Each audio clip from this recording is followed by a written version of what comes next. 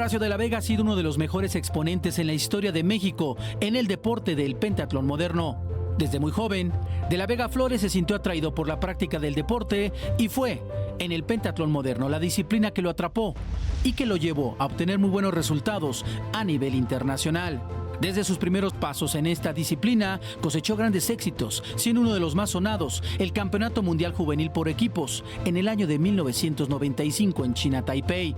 Ya como atleta de élite, también por equipos fue subcampeón del mundo en el 96 y 97, y un año después, también por equipos, junto a los hermanos Abdías y Sergio Salazar, ganó el Campeonato Mundial de Pentatlón Moderno en México en 1998 y debido a ese logro, fue reconocido ese mismo año con el Premio Nacional del Deporte. Entre sus logros, también se encuentra el haber participado en los Juegos Olímpicos de Sydney 2000 y Atenas 2004. Amigos de México, de campeones, qué gusto saludarles. Hoy estamos con otra de las personalidades del mundo del deporte que han hecho historia y que desde luego es muy interesante y seguramente lo será para ustedes conocer toda su trayectoria. Gadi Michao, ¿cómo estás? Muy bien, Alex, muchísimas gracias.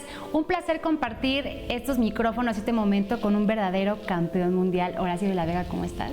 Bien, muy bien. Gracias en primera instancia por entrevistarme, por poder compartir un poquito las experiencias del deporte y bueno, pues agradecido ahí con ustedes, con el canal para poder platicar un poquito con ustedes. Oye, Horacio, platícanos, ¿por qué pentatlón moderno en un país que podemos ser futboleros, beisboleros, basquetboleros, boxeadores, lo que tú quieras, pero pentatlón moderno? ¿Por qué? Pues por güey. Literal. No, la verdad es que se dieron las cosas, la verdad es que nunca, eres niño y dices quiero ser pentatleta, no, eso no ocurre, ¿no? No, sí es. Pero la verdad es que se fueron dando las cosas, la verdad es que siempre fui muy deportista, fui una persona que desde niño mis papás me inculcaron mucho el deporte, practiqué deportes de chiquito. De hecho que ahorita estamos platicando con otra amiga, que empecé de hecho con la gimnasia. Mis papás me metieron a hacer gimnasia de chiquito, okay. Fue el primer deporte que hice. Después natación, estuve mucho tiempo en natación, fútbol como todo niño. Y después fue donde ya después de la natación, a mí me gustaba mucho nadar y correr y demás. Tuve una etapa ahí también de niño que monté. Ahí en el Sommer Presidencial. ¿Fuiste sumando las disciplinas? Fui sumando y de repente pues llega Ibar Cisniega en su momento, justo cuando todavía no era director de la CONADE, se estaba retirando como pentatleta y se acerca y me dice, oye, pues queremos seguir sacando chavos, talento, no sé qué, ¿te interesa el pentatlón? Y eso, cómo se come, qué es, de qué se trata. Exacto. Y pues son estos 5 deportes: tiro con pistola, equitación, natación, esgrima y carrera. Y yo dije, pues a todo dar, pues ya he hecho 3 de las 5, ¿no? Ya he montado, he hecho natación, carreras, nunca he hecho esgrima y nunca he hecho tiro, pero pues voy de gane porque ya tengo 3 de las 5. Claro. Me latió y me metí prácticamente eso, ¿no? ¿Cuántos años tenías en esa época? Tenía 15 años, ya estaba yo entrenando natación ya de alto rendimiento muy muy fuerte, prácticamente de los 12, 13, 14 años hasta los 15 entrenaba como todos los chavitos que has visto que entrenan natación, muy duros, entrenando todos los días en la mañana, a las 4:30 de la mañana, de 4:30 a 6, luego me iba a la escuela, luego en la tarde otra sesión de entrenamiento de 7 a 9 de la noche y después pues me presentan este deporte, me interesa, me empiezo a meter y también empiezas a tener pues, ciertos resultados. Me acuerdo muy bien que tenemos un entrenador checo que se llama Jan Bartu, que no nos dejó competir durante prácticamente un año y medio. No competíamos, entrenamos, era pura técnica y le agradezco muchísimo porque realmente eso me fortaleció mucho en el largo plazo porque no competías, generaste una técnica muy importante de un año y medio, 2 años de solamente hacer eso y después empezamos a competir, tanto un servidor como una generación importante a tener resultados de trascendencia. ¿Es difícil la vida de un atleta? Pero siempre es, siempre es difícil en el sentido que tienes, nunca me gusta usar la palabra sacrificar, porque dicen sacrificaste muchas cosas, pues no, yo siempre lo digo como invertí muchas cosas, ¿no? Invertí en mi tiempo, en mi capacidad, en mi formación mental, en mi actitud, en mi carácter, en muchas otras cosas. Siempre el deporte, sobre todo de alto rendimiento, tiene una connotación importante en lo que dejas de hacer por hacer, es un costo de oportunidad. visto desde una óptica igual y más económica, pero realmente esto a mí me dejó muchas enseñanzas.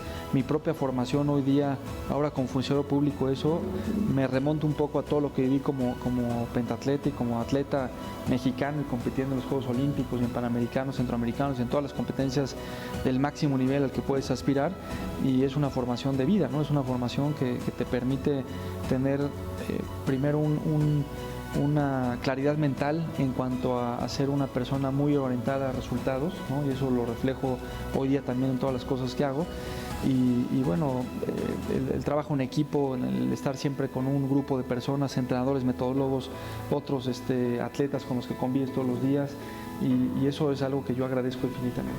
¿Y consideras que los atletas actuales deberían tener una formación profesional, una, digamos, carrera universitaria a la par? Considero, sí lo considero, sin duda alguna. Yo soy un creyente de eso, y siempre digo, yo tuve la fortuna de competir por nuestro país, pero además estudié primero en el TEC de Monterrey, y luego, ya que me retiré, prácticamente me quedé con esa espinita de seguir estudiando. Hice después un par de maestrías en el extranjero, y yo siempre he sido una persona que cuando eres un atleta puedes ser un campeón mundial, sí, puedes ser un campeón olímpico, sí, puedes ser, pero si tienes esta conjunción entre el deporte y la educación, debes de ser un campeón de la vida.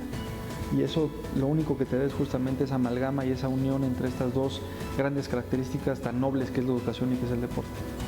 Fuiste campeón mundial, además de un tema raro, el pentatlón moderno, campeón mundial, pues mucho más raro, ¿no? Es de estos personajes que me acuerdo muy bien de otro amigo que tú lo conoces, que decía que era campeón nacional de decatlón, ¿no? Entonces también el decatlón en México no es un deporte de mucho arraigo, mucha tradición, pero campeón mundial de pentatlón. Yo no sé si esos 15 años algún día lo soñaste o empezaste y dijiste hasta dónde llegue. No, vas creciendo y vas de repente, ¿no? Pues teniendo resultados que no esperas. Hubo una parte importante en esa formación que me pasó, y comento rápidamente la historia, que empecé a entrenar de los 15, 16, 17 años más o menos. A los 17 años ya estaba manejando, tenía mi coche, y de repente tuve un accidente automovilístico. Lo digo de broma, pero iba manejando y se me atravesó un árbol y choqué, y fue un choque importante, porque la vez que, me rompí el tobillo, me rompí la clavícula, la nariz, estuve casi una semana y media, 2 semanas en el hospital. Los doctores me dijeron, es difícil que sigas tú ya en el deporte de alto rendimiento, porque no te diste en la torre, ¿no? En muchos sentidos. Y mentalmente me cambió el chip a ser una persona mucho más profesional, ¿no? Como persona. Decidí dejar de estudiar temporalmente un tiempo para enfocarme a ese evento en particular, que iba a ser un año después del Campeonato Mundial, entre rehabilitaciones y no sé qué. Y el Campeonato Mundial, el primero, ese fue en junior, después el senior en el 98, pero una parte fundamental fue que me preparé para ganar el Campeonato Mundial. Y me acuerdo muy bien, que eso lo comento también como parte de la historia, es que me dediqué tiempo completo a entrenar, y tenía una mentalidad literalmente de ser campeón mundial antes de ser campeón mundial. Y me acuerdo muy bien, una noche antes del evento, que estábamos en Taiwán, en Kaohsiung, que fue el evento, que estábamos platicando los atletas, y me decían, oye, el alemán le preguntaba al gringo, ¿quién crees que va a ganar? Y decía el gringo, no, pues el ruso, porque el ruso está en primer lugar y es el que va a ganar, no sé qué. Y después el lituano le preguntaba al ruso, el ruso le decía, no, pues yo creo que el español, porque el español es el que está ahorita repuntando y no sé qué. Y de repente un amigo, un español, me pregunta a mí, me dice, ¿tú quién crees que va a ganar? Y dije, pues yo creo que yo. Y se rieron y me dijeron, no, de verdad. ¿En serio? En serio, ya. Le dije, pues yo creo que yo. O sea, alguien de todos los que estamos aquí se va a subir en el podio en el primer lugar. Eso es seguro. ¿Por qué no yo? Entonces tenía realmente una fortaleza y una actitud de campeón mundial antes de serlo. Y obviamente sería una muy mala historia si no lo soy, pero pasa el campeonato mundial, gano el campeonato mundial, y me genera realmente una actitud muy consistente de ser una persona muy orientada a tener resultados, enfocarse en tener éxito, y eso definitivamente no lo piensas cuando estás de chico, voy a ser campeón mundial como es de pentatlón. Se van dando las cosas, la vida te va encauzando y tomas tus decisiones que de alguna forma pues tienes que sacar el mejor provecho de ellas, ¿no?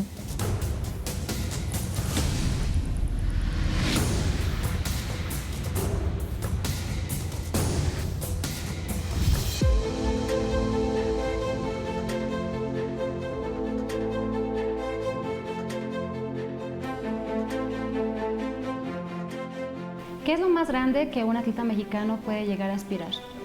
¿Qué es lo más grande? Bueno, yo ser campeón olímpico se me hace lo más grande, lo más importante en cuanto a un resultado de una medalla.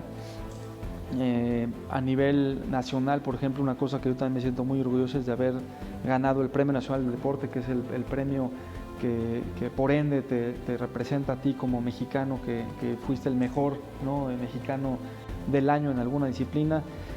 A mí lo que me deja también mucho esto es que, al igual que me preparé para los mundiales, me preparé para los Juegos Olímpicos, no logré yo tener una medalla olímpica, me quedé muy cerca en los Juegos Olímpicos de Sydney, pero en esa catarsis de saber lo que hiciste, lo que no hiciste, una de las cosas que siempre he comentado es que el hecho de no haber ganado una medalla olímpica no me quita el derecho a no sentirme como un ganador, porque hice todo lo que tenías que hacer, todo. O sea, parte temprano, comer bien, sano, la alimentación, o sea, todo lo que tienes que hacer como un atleta profesional para lograr las cosas. Lo que pasa es que ahí pues, están otros tantos que piensan igual, y entonces tienes de repente pues ese nivel de competencia y bueno, en ese caso no se gana, pero yo siempre una persona que siempre trato de ver las cosas positivas. De la peor experiencia del mundo tienes que hacer algo positivo, y eso sin duda alguna es una parte de la formación que he tenido yo como atleta, y aunque no se ha ganado esa medalla en los Juegos Olímpicos, yo me siento muy contento porque supe aprovechar esta experiencia que fue negativa, frustrante, porque ¿no? te preparas muchos años para algo y no lo logras en ese momento, pero lo encaucé en otras cuestiones, ¿no? Me fui a estudiar a Francia, me eché un año estudiando francés, entonces aprendí francés y después hice las 2 maestrías en el extranjero y me preparé profesionalmente en otro aspecto para seguir progresando en mi vida y ser una persona que tenga éxito, ¿no? Que ese es y que sea feliz, porque al fin del día lo que siempre se dice es, o sea, ¿para qué estamos aquí? Para mi gusto es para ser felices, ¿no? Y yo estoy encantado en el trabajo que tengo, soy un apasionado. La gente que me escucha siempre me dice, o sea, lo reflejas porque lo vibras, y así soy y me encanta, ¿no? Yo soy una de las personas afortunadas que supe aprovechar las cosas y que me ha orientado a tener la felicidad a través de algo que me apasiona tanto como es el deporte. Quizá en países como los nuestros, faltos de medallistas olímpicos y de no ser una potencia, quizás siempre estamos pensando, pues si no ganas medalla, no apareces en los libros, no te tomamos en cuenta, pero pues, gente del deporte entiende que una medalla sí evidentemente debe ser lo más importante para cualquier deportista y para un país, pero lo que hiciste en Sydney fue histórico, ¿no? Y venías de esta inercia de la medalla mundial, el campeonato mundial en el 98, 2 años antes, traías esa inercia. Pues yo supongo que para ti, y aunque es que te quedas satisfecho, el haber escrito tu nombre para México en la historia con la mejor actuación, para un mexicano, la verdad es que debe ser un tema de mucho orgullo y de presumirlo, ¿no? Sí, te digo, siempre es la forma de cómo ves las cosas, siempre positivas, que no es positivo inmediato, porque evidentemente cuando pierdes una medalla, cuando estás tan cerca, no tiene nada de positivo en ese momento. Sí, el impacto, claro. Yo todavía me faltaba, me acuerdo muy bien, todavía 6 meses para acabar la carrera en el TEC de Monterrey. O sea, me fui un año a vivir a Budapest, a Hungría, a enfocarme, porque es como todos, ¿no? Como los de taekwondo dicen, ¿a dónde te van a centrar? Pues a Corea, porque ahí están los mejores taekwondinos, ¿no? O en badminton, pues te vas a Asia o te vas a Italiana porque están los mejores, o en esgrima en pentatlón te vas a Hungría, porque en Hungría cada juego olímpico que hay un medallista olímpico húngaro. Entonces te vas a donde están los mejores porque quieres hacer eso. Me fui para allá un año a vivir a Budapest, terminan los Juegos Olímpicos, regreso a la escuela a terminar la carrera esos 6 meses y me acuerdo que me tardé, te lo confieso, un año, yo creo que en poder hablar del tema, o sea, no fue un tema sencillo, porque a mí me decían, es que te quedaste con la espinita clavada, y decía, no, tengo una varilla oxidada clavada, o sea, no es una espinita, pero el paso del tiempo y la comprensión y el platicar este tipo de experiencias te fortalece, o sea, te fortalece como persona, y definitivamente yo estoy muy contento, estoy agradecido que haya tenido la oportunidad de representar a mi país en 2 Juegos Olímpicos, en Atlanta y en Sydney, haber estado tan cerca de la medalla, pero haber ganado pues todo lo demás, ¿no? Gané panamericanos, centroamericanos, campeonatos mundiales, copas del mundo, gané francamente todo lo que creo que hay que ganar, menos de los Juegos Olímpicos, y bueno, pero te digo, eso no me quita el derecho a no sentirme como un ganador, un triunfador, porque hice todo lo que tienes que hacer, y bueno, el tema es que la vida sigue y tienes que tratar de sacar siempre las cosas no positivas y encauzarlas hacia algo que realmente te genere felicidad a ti y a tu entorno, ¿no? A tus amigos, a tu familia, y eso pues no lo cambio con... En el pentatlón hay una dosis de suerte, ¿no? También sobre todo en la prueba de equitación, el sorteo de los caballos. ¿Cómo ha jugado la suerte en tu vida? Muy bien, yo he sido una persona muy afortunada. Es como cuando vas a Las Vegas, que dices que la casa siempre gana y si apuestas 20 veces, pues a fuerzas que sales perdiendo. Yo la verdad es que me considero una persona que he salido ganando en términos de la suerte, aunque he perdido en algunas importantes como en los propios Juegos Olímpicos, pero la suerte en sentido estricto me ha ayudado mucho más de lo que me ha perjudicado. Lo mismo te puedo hablar de cuando saco ese caballo en los Juegos Olímpicos y fue un caballo complicado y que los dos jinetes que montamos ese caballo, los dos nos fue muy mal, o sea, los dos nos eliminamos, ¿Fue el caballo? Pues tiene una parte de suerte, tiene una parte fortuita, y eso pues todos los que estamos en este deporte en particular lo sabemos. Pero a lo mismo te puedo decir que cuando califico a los primeros Juegos Olímpicos que califiqué a los 19 años, muy chavo, me acuerdo que me tocó un caballo que metí la mano, saqué, se llama el Güero, y era un caballo que se le dice es un caballo automático, que le pones nada más drive y solito hace todo, y nada más yo me subí al caballo y hice todo, y tuve mucha suerte sacar un caballo así, ¿no? Y en el mundial, el primero que gané, que te platico, iba yo en tercer lugar antes de la equitación, y a los dos jinetes de enfrente de mí les fue mal en la equitación y yo subo en la equitación. Entonces sí, la suerte influye en este deporte, pero yo te digo, al final del día, la suerte creo que estaba más a mi favor.